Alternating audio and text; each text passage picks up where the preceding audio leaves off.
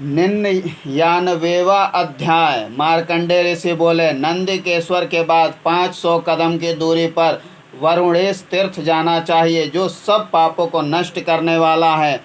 यहाँ पर भगवान शिव की कृपा से वरुण ने शाक पत्र चंद्रायण कठिन व्रत आदि से भगवान शिव की आराधना कर सिद्धि प्राप्त की। भगवान शिव की कृपा से लोकपाल पद प्राप्त किया। पापियों को बांधने के लिए पास प्रदान किया। वरुण जी ने शिवलिंग की स्थापना की। रेवा जल में स्नान कर भगवान महेश्वर की पूजा की और इसके बाद स्वर्ग लोक को गए। यहाँ पर मनुष्य स्नान कर पितृगण को तर्पण करते हैं तथा भगवान शिव की पूजन करते हैं। उन्हें वांछित फल प्राप्त होता है। अन्नपान दान करने वाला 100 वर्ष तक आयु प्राप्त करता है।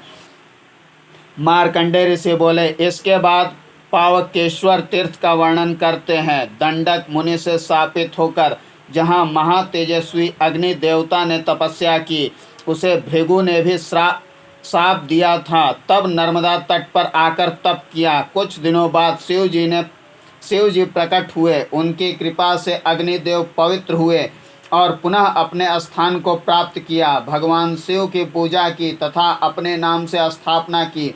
शिव जी से वरदान प्राप्त कर इच्छित फल और गति प्राप्त की। इस तीर्थ से मनुष्य स्नान कर शिव की पूजा करता है, वो अग्निष्टोम यज्ञ फल प्राप्त करता है। तर्पण करने से पितर तृप्त होते हैं। जो यहाँ वहनी सूत का जप करते हैं, वे वहनी लोक प्राप्त करते हैं। मार्कंडेय ऋषि बोले, इसी के पास 300 धनुष की दूरी पर कुबेर तीर्थ है। यहाँ पर कुबेर ने शिव जी की पूजा कर सिद्धि प्राप्त की। एक बार अकेली स्थित मुनि पत्नी को आलिंगन करने से कुबेर को शाप मिला कि तू सुशरीर वाला सुवेर अब कुबेर हो जाएगा। पश्चात बहुत विनय करने पर मुनि पत्नी ने कहा, जाओ तुम तप से सिद्धि पाओगे।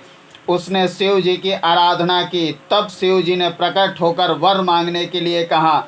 कुबेर बोला, हे शिव जी, यदि आप प्रसन्न होकर वर देना चाहते हैं तो मेरा यह शरीर व्याधि रहित परम वर्त सुंद कर दीजिए। आप में मेरी प्रीति बनी रहे। इस प्रकार प्रार्थना करने पर शिव जी ने एवं अस्तु कहकर वरदान दिया। कुबेर ने पार्वती के साथ शिव जी की स्थापना की और पूजा की। तभी से यह कुबेर तीर्थ नाम से प्रसिद्ध हुआ। यहाँ भक्ति पूर्वक शिव पूजन करने से सभी पापों से मुक्त हो जाता है। आग्नेय तीर्थ में जो फल प्राप्त होता है वह यहाँ स्नान से प्राप्त करता है। जिन्होंने तीर्थ पंचक का दर्शन किया है उन्हें यम यातना नहीं प्राप्त होती। नर्मदा तट सेवन करने से मनुष्य को अखंड प्रताप प्राप्त होता है। अतः रेवा के तट पर निवास करना चाहिए तथा रेवा का जल पीना चाहिए। इससे सब तीर्थों में स्नान का फल प्राप्त होता है। 100वां अध्याय। मार्कंडेय ऋषि बोले, नर्मदा के दक्षिण तट पर मेघेश्वर से लगभग 1 कोश की दूरी पर श्रेष्ठ कपिल तीर्थ है। यहाँ ब्रह्मेश्वर तीर्थ है, जो त्रिविध दैहिक दैविक भौतिक ताप को हरण करने वाला, ब्रह्म हत्या को भी नष्ट करने वाला तथा सभी दुखों को नष्ट करने वाला है। आपके स्नेह से उस तीर्थ का वर्णन करता हूँ, सुनो। ब्रह्मा के पुत्र पुलस्त तथा पुलस्त के पुत्र विश्रवा थे। रावण इन्हीं विश्रवा का पुत्र था। वह 10 मुख तथा ब्रह्म राक्षस के रूप में था। उसने ब्रह्मा जी की कृपा से देव तथा तीनों लोकों को जीत लिया।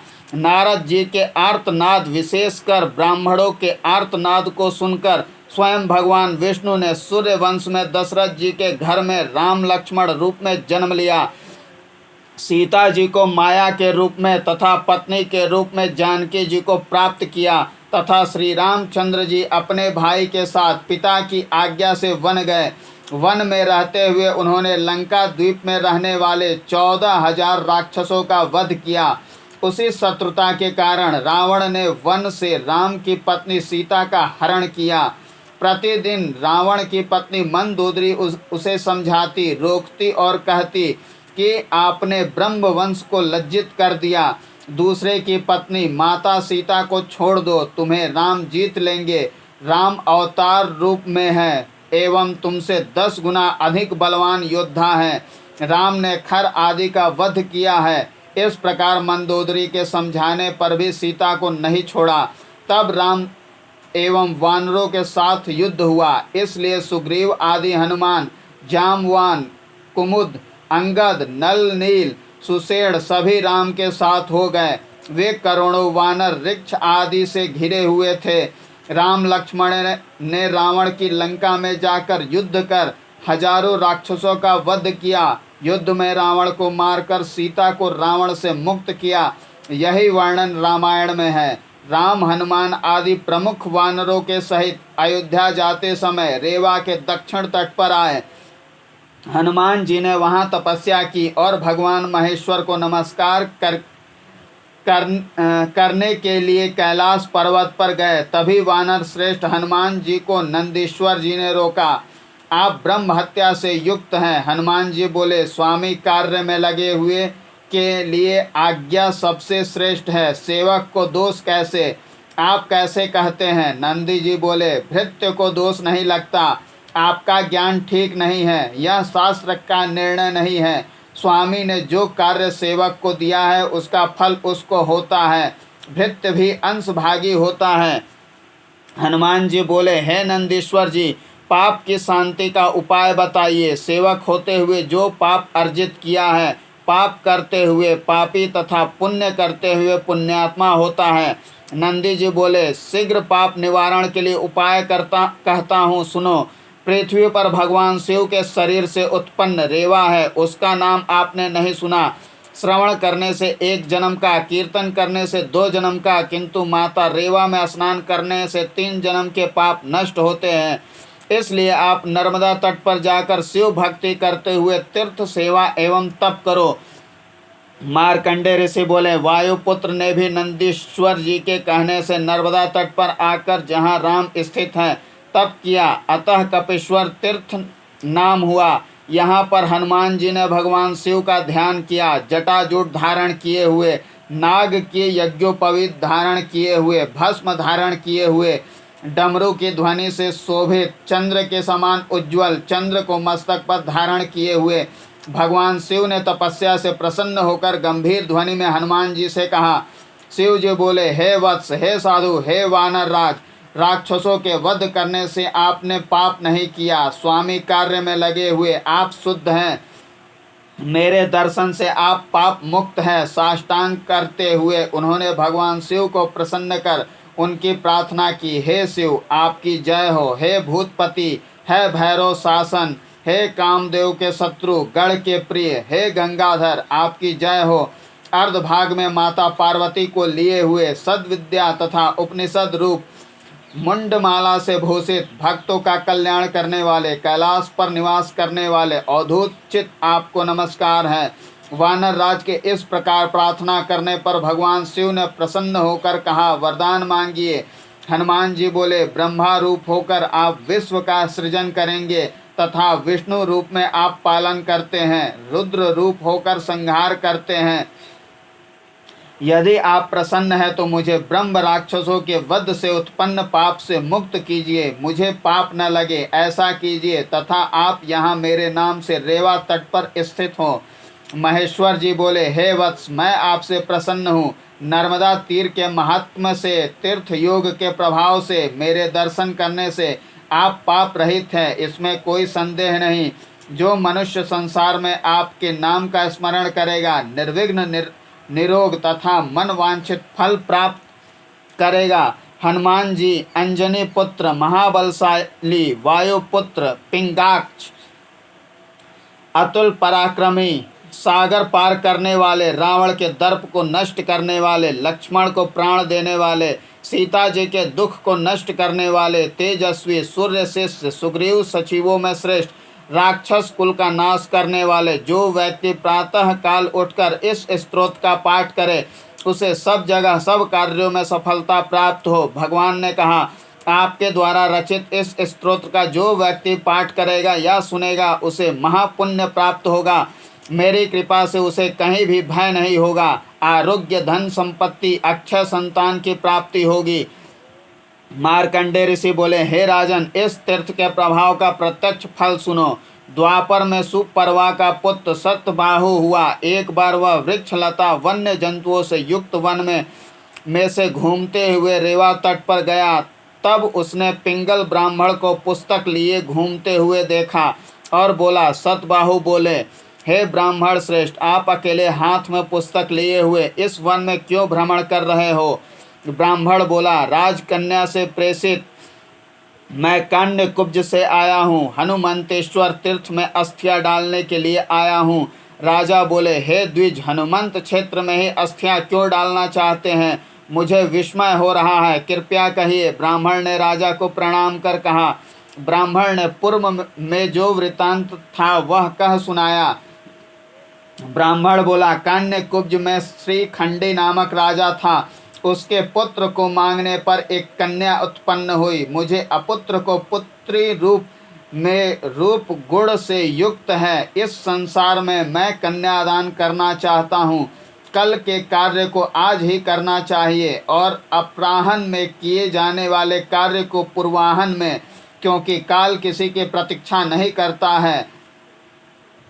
इस व्यक्ति ने यह कार्य किया अथवा नहीं? कन्या ने कहा, जिस समय आप इच्छा करें तब आप मुझे दे, किंतु इस समय मैं विवाह नहीं करना चाहती। ब्राह्मण बोला। कन्या के वचन सुनकर वह राजा चकित हो गया। हे पुत्री, अब क्या करे? इस प्रकार वह चिंतित हो गया। शिखंडी बोला, हे महाभाग, कहिए, क्या तुम्हें ऐसा कहा है? पिता के वाक्य से वह कन्या हंसकर बोली, जो पूर्व में हुआ था वह हनुमंतेश्वर प्रसंग में सुनाया था। कन्या बोली, मैं कन्या पति की चाहने वाली कलापिनी हूँ। रेवा के दक्षिण तट पर उरी संगम से पूर्व हनुमंत के पुण्य वन में विचरण कर रही थी। वहाँ कुछ व्याध आए। मैं पर भूख से व्याकुल पति के साथ हृदयादि पर्वत उत्तम वन में पति के पास गया हुआ देखकर पति के साथ मुझे पास में बांध लिया। उन दुष्टों ने हमारी गर्दनें काट दी और अग्नि में हमारे मांस को पकाकर खा गए और रात में वहीं सोए। प्रातः काल में बचे हुए मांस को सियार गिद्ध कौओं ने खाया। मेरे शरीर से उत्पन्न अस्थि स्नायु मांस से युक्त कोई पक्षी लेकर आकाश में उड़ गया।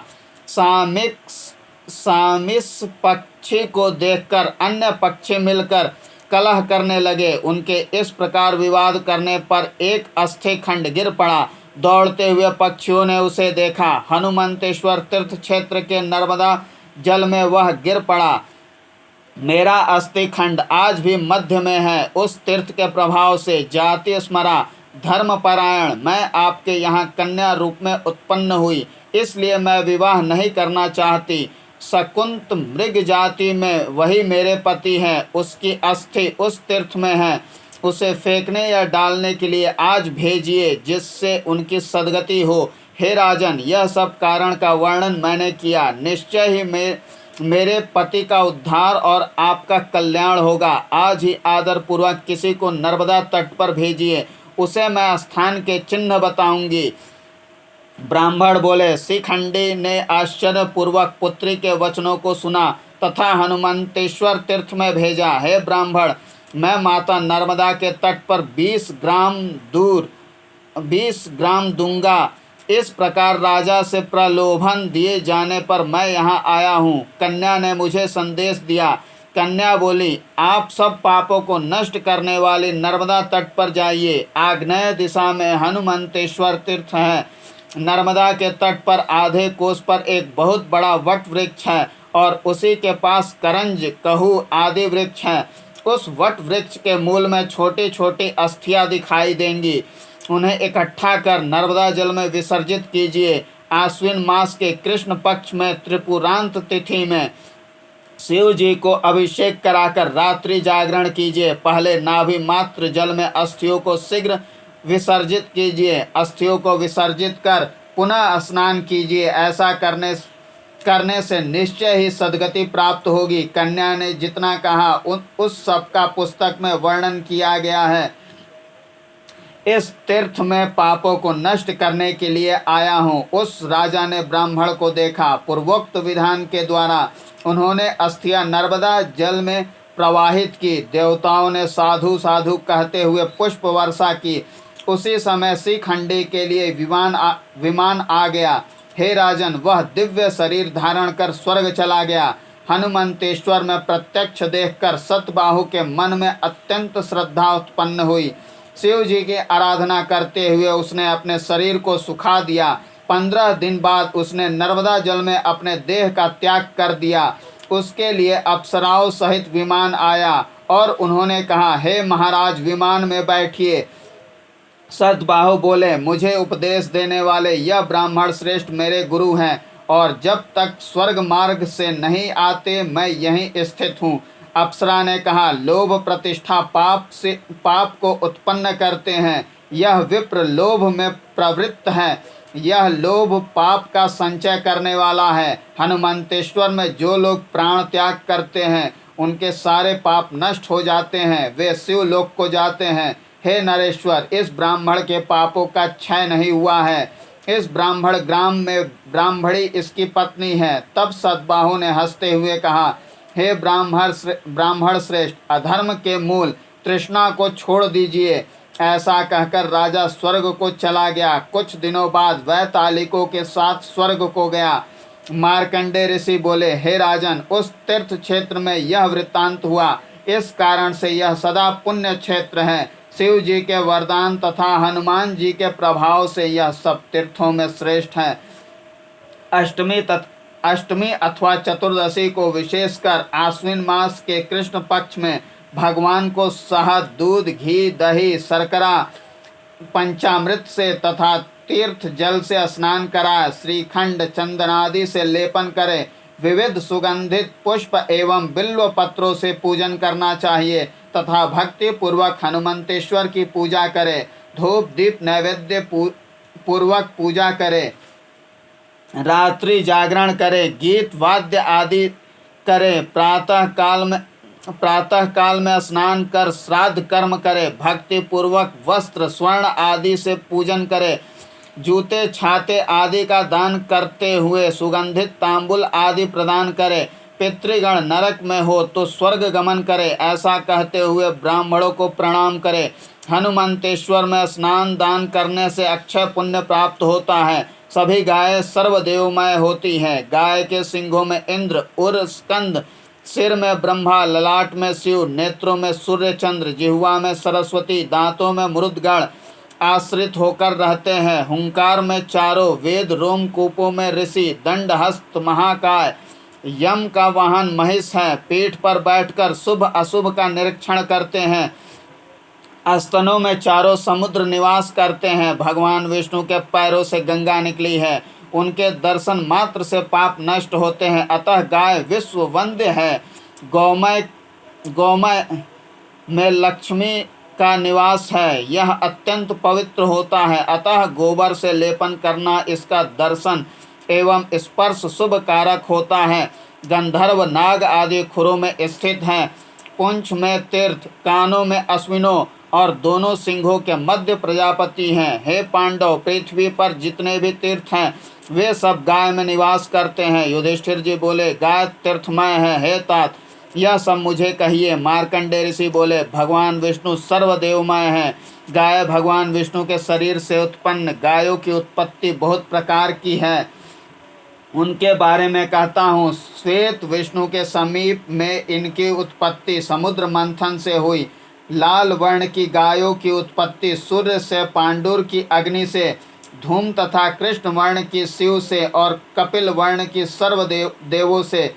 इसलिए कपिल वर्ण की गाय विशेष रूप से पूज्य होती है। सफ़ेद अथवा कपिल वर्ण की दूध देने वाली, बछड़े सहित सुशील, सफ़ेद वस्त्र से ढकी हुई, स्वर्ण श्रृंग से भूषित हनुमंतेश्वर में भक्ति पूर्वक ब्राह्मण को दान करना चाहिए। धर्म में लगा हुआ दाता 100 वर्ष तक जीवित रहता है। हे नृप, यह हनुमंतेश्वर तीर्थ सब पापों को नष्ट करने वाला है।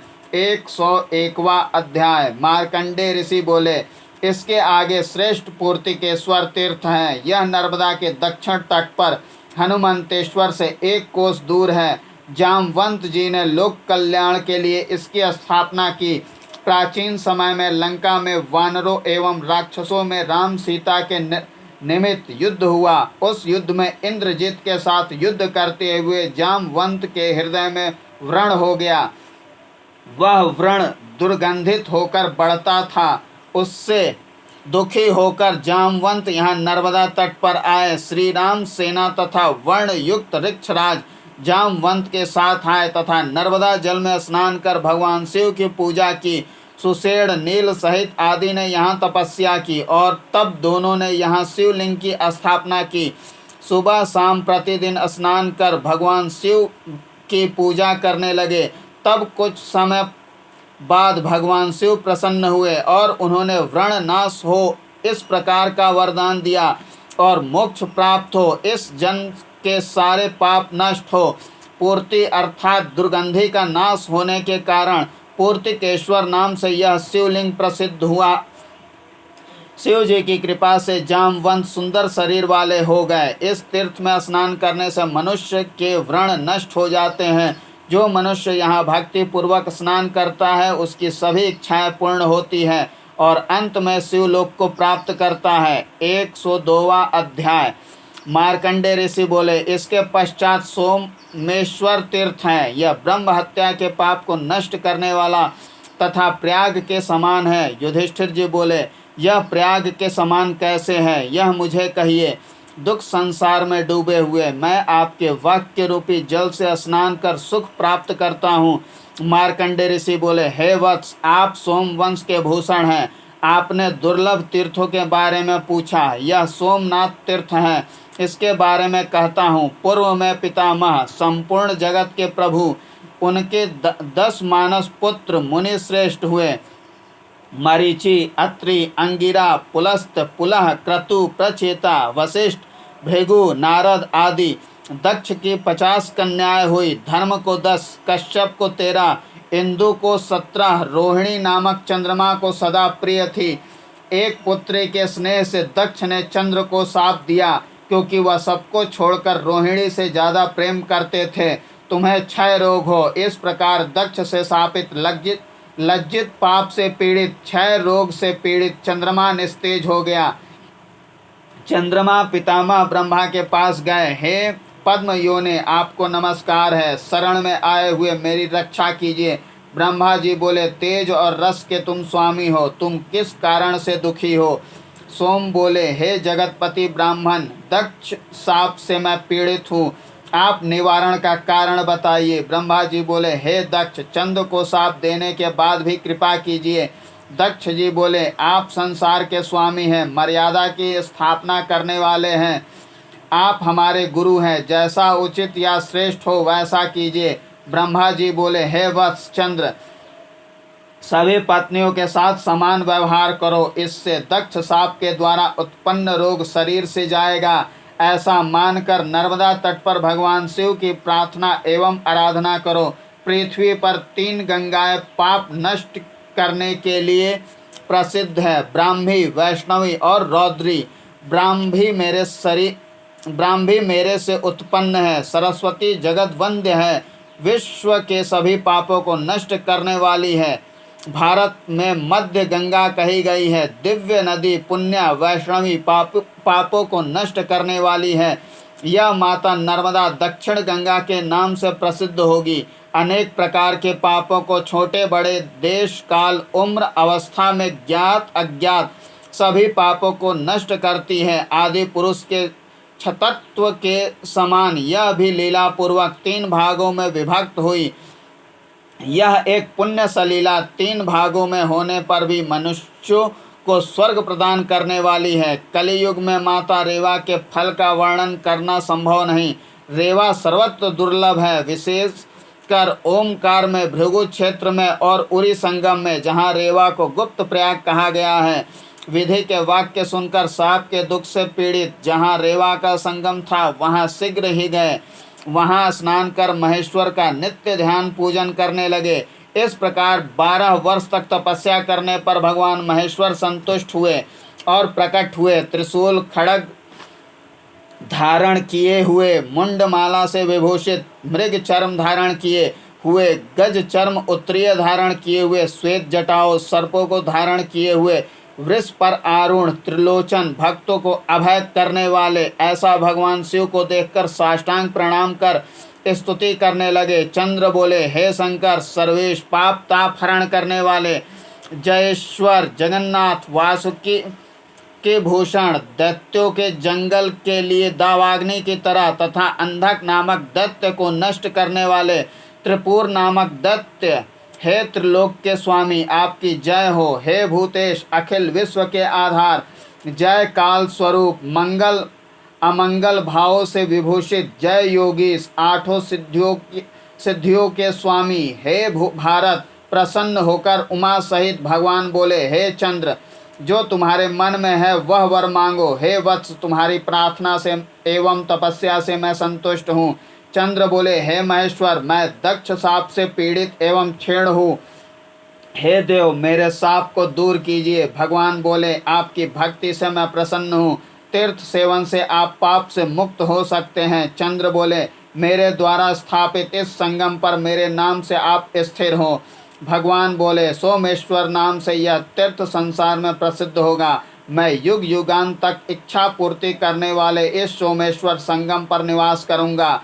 हे राजन, रेवा के तट पर अनेक संगम हैं, किंतु तुम्हारी विशेष प्रार्थना पर पार्वती सहित मैं निवास करूंगा। रेवोरी संगम रेवा के दक्षिण तट पर कहा गया है। यहाँ पर ब्रह्मा ने संसार की रचना हेतु तप किया था। यहाँ पर अनेक यज्ञ किए गए। लोकोपकार शांति के लिए अपने गण सहित मैं यहाँ निवास करूँगा। जो मनुष्य इसका पाठ करेंगे उन्हें सिद्धि प्राप्त होगी। ऐसा कहकर भगवान शिव अंतर्ध्यान हो गए। क्षण भर चंद्रमा ने भी शिवलिंग का ध्यान कर प्राणियों को सिद्धि देने वाले सोम ने सोमेश्वर की स्थापना की।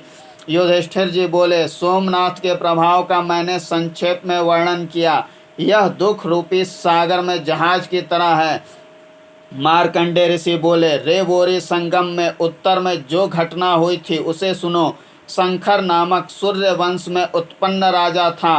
12वें मनु प्रति शाक से उत्पन्न उदार चरित्र वीर पुत्र त्रिलोचन हुआ। त्रिलोचन का पुत्र कर्ण था। वह पापी लोगों के साथ में रहता था। वन में घूमते हुए उन्होंने मृगों के झुंड को देखा। त्रिलोचन के पुत्र ने उस हिरण के समूह को मार दिया। उनके मध्य में मृग रूप में ब्रह्मर्षि भी घूमते थे। उनके साथ कण्व ने उनका वध कर दिया। ब्रह्म हत्या से युक्त कण्व निस्तेज, क्रूर दृष्टि, संधि, शरीर में रोग से दुर्गंधित, वह कण्व विमूढ़ होकर पृथ्वी पर घूमने लगा। सब दूर घूमते हुए वह श्रेष्ठ नर्मदा तीर पर पहुंचा। वहां उसने वन में मृग एवं पक्षियों को देखा। सोमेश्वर तीर्थ में आने पर किंसुक, अशोक, जंभीर, पनस, कदम्ब, पाढ़ल, तिंदुक, बिल्व, नारंग से शोभित तथा इमली, चंपक, बकुल, आम्र, वट आदि से युक्त था। वन को देखा। रेवा के जल में स्नान कर शिवलिंग की आराधना की और सब पापों को नष्ट करने वाले जल का पान किया। विचित्र फलों का भक्षण किया और वृक्ष की छाया में सो गया। तभी स्नान के लिए ब्राह्मण आए। ब्राह्मणों को देखकर उसने प्रणाम किया। वन में रहने वाली अबला ने उसे देखकर कहा, हे ब्राह्मण श्रेष्ठ, ठहरो। विप्र भयभीत होकर सभी दिशाओं में देखने लगा। सभी वृक्ष पर बैठी हुई, लाल वस्त्र पहने हुए, रक्त माला धारण किए हुए, लाल नेत्र वाली, रक्त चंदन लगाए हुए, रक्त वर्ण के आभूषण हाथ में पास लिए हुए नारी को देखा। नारी बोली, हे विप्र, एक संदेश सुनिए। यदि संगम पर जाते हो, वहाँ मेरा पति है, उन्हें यहाँ शीघ्र ही भेजो। अकेले पत्नी को वन में वध कर दिया था, वह आपकी प्रतीक्षा कर रही है। वह ब्राह्मण यह वचन सुनकर संगम पर पहुँचा। स्त्री के वाक्यों से आकर चारों तरफ देखा। तभी वृक्ष की छाया में कण्व को देखा। ब्राह्मण बोला, इस तीर्थ में आपके अतिरिक्त और किसी को नहीं देख रहा हूँ। यदि आप कुछ भी जानते हैं तो शीघ्र ही बताइए।